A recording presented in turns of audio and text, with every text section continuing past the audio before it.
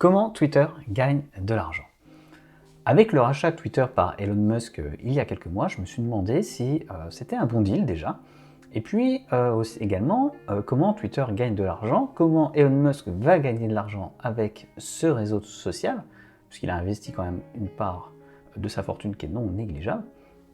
Et puis, si Twitter gagne de l'argent, on va dire, de manière éthique, ou peut-être qu'il vend des données de ses utilisateurs à des annonceurs. Donc on va voir tout ça. Avant tout, vous connaissez la chanson, si ces contenus vous plaisent, abonnez-vous, laissez un petit pouce vers le haut, allez voir les liens dans la description. Mon travail, c'est le référencement naturel. Aujourd'hui, je parle de Twitter, je sors un peu du cadre, c'est intéressant, c'est de la culture internet, c'est du business model. Et j'espère que ça va vous intéresser. Alors on va rentrer tout de suite dans le cœur du sujet et on va voir comment Twitter gagne de l'argent. Twitter gagne de l'argent de deux manières différentes. On va voir principalement, parce qu'il y a des nouvelles choses qui vont arriver. Tout d'abord, 85% de l'argent que gagne Twitter, c'est de la publicité.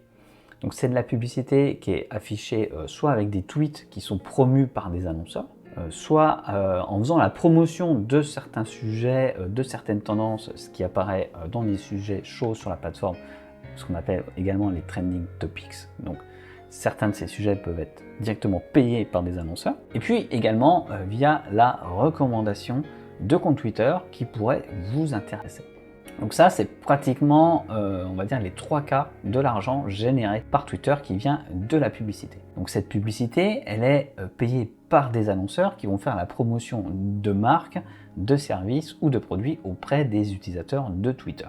Mais il y a une autre part de revenus qui est assez intéressante, c'est que 15% des revenus de l'argent gagné par Twitter vient de la vente de données. Donc c'est de la vente de données de la plateforme, mais également de données utilisateurs. Ce sont des données qui sont accessibles à certains clients de Twitter et qui peuvent les intéresser. Par exemple, les informations sur les tendances de la plateforme, quelles sont les tendances actuelles, c'est-à-dire de quoi parlent les gens, quels sont les sujets chauds du moment. Des informations également sur les utilisateurs, sur leur démographie, est-ce qu'ils sont plutôt jeunes, est-ce qu'ils sont plutôt âgés, géographiquement où ils sont positionnés. Et puis, il y a quelques petites choses qu'on va voir un peu plus tard, mais depuis quelques semaines, il y a également Twitter Blue qui rapporte pas beaucoup d'argent, c'est même très faible comme revenu. Donc comme on le voit, principalement c'est la publicité, mais également la revente de données des utilisateurs à des personnes qui vont les utiliser pour, on ne sait pas quoi. Peut-être mieux cibler des produits, mieux comprendre les habitudes de consommation des acheteurs. Donc effectivement, Twitter vend vos données personnelles à des annonceurs, à des entreprises.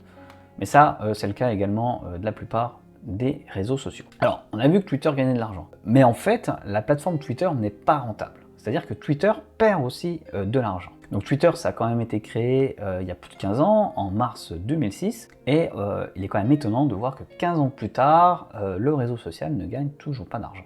Donc d'après les chiffres qui sont disponibles, en 2021, sur l'année complète, Twitter a perdu plus de 200 millions de dollars sur l'année. Donc Twitter enregistre toujours des pertes. Et à ce moment-là, il y avait plus de 6000 employés chez Twitter. Donc quand Elon Musk est arrivé il y a quelques mois, il a décidé de prendre ce problème, le problème de rentabilité de Twitter, pour faire quelque chose de très rapide, c'est-à-dire essayer de limiter les dépenses de fonctionnement de Twitter. Et pour ça, il a supprimé environ la moitié des postes et licencié énormément de personnes. Donc aujourd'hui, il doit y avoir entre 3000 et 3500 personnes qui travaillent chez Twitter. Et pourquoi Elon Musk a fait ça? Parce qu'il s'est rendu compte que la masse salariale, c'est un poste de dépense très important pour Twitter. Donc la masse salariale, c'est l'ensemble de l'argent qui sort, qui est dédié à payer les salaires. Et donc il s'est dit, en fait c'est simple, je vais virer la moitié des personnes, et déjà ça va limiter les dépenses. Donc d'après les estimations, ça devrait permettre de limiter, de supprimer environ 15% des dépenses chaque année. Les autres dépenses, c'est des dépenses de fonctionnement, c'est-à-dire techniques, les serveurs, etc., le développement des applications, des services associés à Twitter. Et donc, théoriquement, sur le papier, en fait, ça, c'est presque suffisant pour rentabiliser Twitter et limiter les pertes d'argent pour espérer arriver à l'équilibre. Alors pourquoi Elon Musk s'est précipité pour licencier des gens et rentabiliser au maximum Twitter? C'est que contrairement à ce qu'on peut dire, même s'il est milliardaire, s'il a beaucoup d'argent, Twitter, c'est pas un petit investissement pour lui. On parle de 40, 44, 45 milliards de dollars qu'il a dû débourser pour acheter ce réseau social et en prendre le contrôle. Donc c'est pas du tout négligeable, même pour un milliardaire dont la fortune est estimée à plus de 200 milliards de dollars. C'est sûr qu'il doit avoir une certaine pression de la part de ses partenaires financiers pour limiter les pertes de Twitter. Donc malheureusement pour Elon Musk, pour l'instant c'est une stratégie qui ne porte pas ses fruits, puisqu'il semble que les revenus de Twitter ont continué, ont même baissé ces derniers temps. Donc même si les dépenses ont baissé, si les revenus baissent derrière, c'est encore une entreprise qui, même si elle gagne de l'argent avec la publicité et la revente de données des utilisateurs, va continuer de ne pas être rentable dans les mois à venir.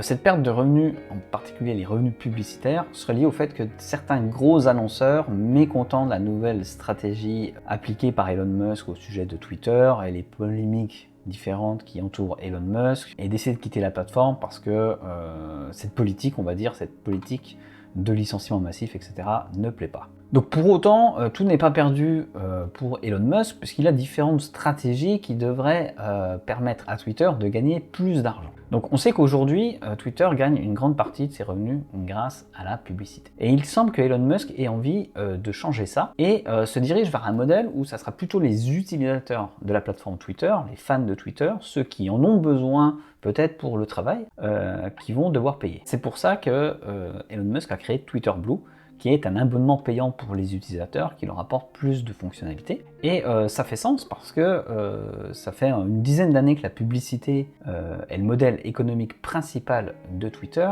et on voit que ça n'a pas suffi pour faire gagner beaucoup d'argent à Twitter, et en tout cas pour que Twitter génère des bénéfices.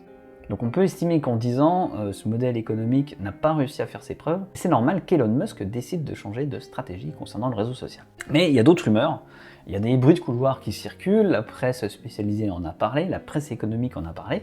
Il semble que Elon Musk soit décidé d'apporter de la vidéo sur Twitter. On ne sait pas exactement sous quelle forme. Autre chose qui est mentionnée, c'est pourquoi pas payer pour pouvoir envoyer directement un message à un utilisateur Twitter. Donc, imaginez, vous voulez contacter Elon Musk, vous ne savez pas comment faire, vous déboursez quelques euros ou peut-être quelques dizaines d'euros et vous pouvez directement lui envoyer un message via Twitter, et après Elon Musk, il a le choix de répondre ou non, de lire le message, etc.